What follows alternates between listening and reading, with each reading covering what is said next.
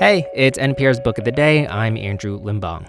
Candice Millard's new nonfiction book, River of the Gods, is about these two guys who, in 1857, went off to find the source of the Nile River. And just to be clear, these guys weren't friends. In fact, they were bitter rivals who hated each other. But off they went, getting into all sorts of trouble, which you'll hear about in this interview with NPR's Scott Simon. But as Millard's describing them getting stabbed or speared or stabbed again, she makes an important point that at its core, this is a story about arrogance, the kind of hubris it takes to believe that you've discovered a place where people have been living for generations.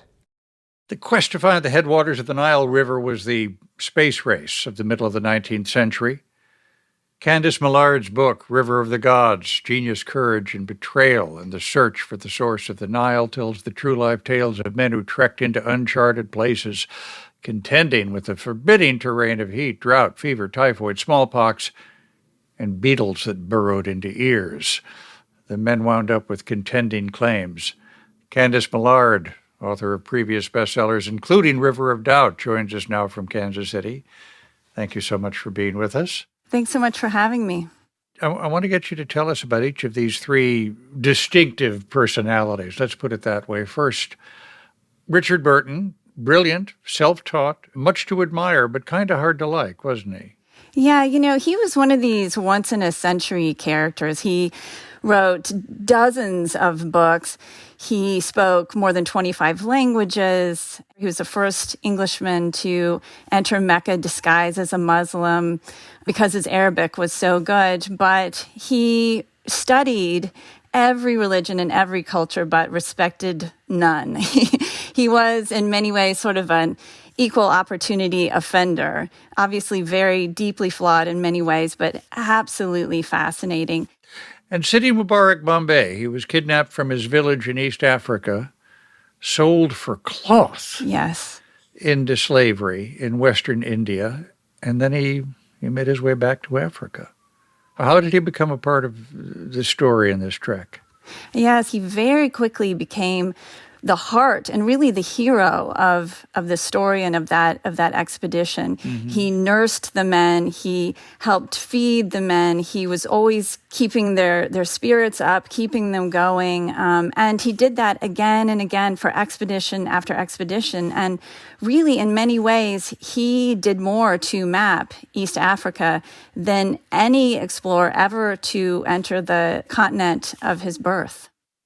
And tell us about John Hanning Speke, an aristocrat who seemed to care more for animals than people, but he cared for animals because he wanted to shoot them. That's right. So Speke was what Britons expected their heroes to be. So he was blonde and blue-eyed. He was born into the aristocracy. He was a lieutenant in the British Army. And yes, he loved to hunt. But he burned with this sort of quiet, unspoken ambition that led to incredibly deep envy and resentment for Burton, his commander, that in the end really destroyed them both. Mm. Why was it important to the Royal Geographic Society to fund their ventures to try and find the source of the Nile? So at this point, Victorian Europe really was obsessed with Egypt. And obviously what gave birth to that civilization was the Nile, the longest and most storied river in the world. And so people had been searching for the source of the White Nile. There's the Blue Nile and the White Nile that come together in Khartoum. They had known the source of the Blue Nile, which is in Ethiopia, but still unable to find the source of the longer White Nile. They finally decided what we need to do is we need to start on the East Coast, well below the equator, and head into the interior that way. Well, the only way to phrase it is what a treacherous landscape this became. Incredibly dangerous. I mean, they endured the strangest, most terrifying diseases. Both Burton and Speke were blind at one point. Burton was so ill with malaria, he was paralyzed for nearly a year. He couldn't walk. He couldn't even hold a pen. At one point in an earlier expedition in East Africa, they had been attacked one night. Speke had been stabbed 11 times. Burton had had a javelin thrust through his jaw from cheek to cheek, which gave him this long, jagged scar down his face. We should explain. They stepped into the middle of other people who considered them outsiders and, for that matter, had their contending rivalries. Yes, of course. And this is really at heart a story of the arrogance of thinking that you can discover a land that has been populated by millions of people for millions of years, and you can somehow make their lives better by trying. And at heart, this is what they're trying to do. They're mapping it, but they want to take the land. They want to take the resources. And so, yes, of course, you're going to encounter people who are going to defend their land. I've got to ask you to tell us about the beetle in the ear, because I have felt one in my ear ever since. I know. So one night, he's in his tent. There's a huge, huge storm that knocks down his tent. So he lights a candle to put his tent back together. And all of a sudden, this horde of beetles descends. I mean, like just hundreds and hundreds of beetles filling his tent. And he's flailing away, trying to get rid of them. And he finally just gives up and he lies down to go to sleep.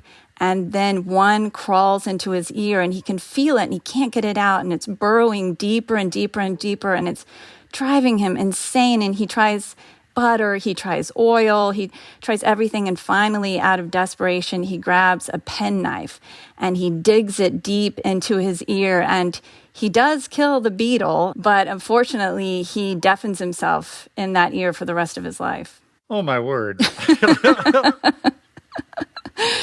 I know. That's why we like to read about these stories so we don't have to experience them ourselves. You include in this extraordinary narrative a quote from Samuel Johnson, who wrote, "I do not wish well to discoveries, for I am always afraid they will end in conquest and robbery." Did these consequences ever occur to these explorers? And by the way, I mean Sidi Mubarak, Bombay, as much as I mean speak in Burton. Yes, absolutely. I mean, the European explorers, it occurred to them that is what they wanted. You know, they knew that that was going to be the end result. For Bombay, he, I think, was surviving. And then he took great pride in trying to understand his land. And yes, a lot of tragedy came out of this, but also some knowledge. The people who lived there understood what was the source of the Nile. They understood what their land was like, but nobody else in the world did. And these expeditions did map that part of the world. And, Bombay went on, so he helped Burton and Speke. He helped Speke get to the Nyanza, which Speke then named for his British queen, Lake Victoria. And then Bombay helped Henry Morton Stanley find David Livingstone, the famous quote, Dr. Livingstone, I presume. Yeah. But that was Bombay helping him.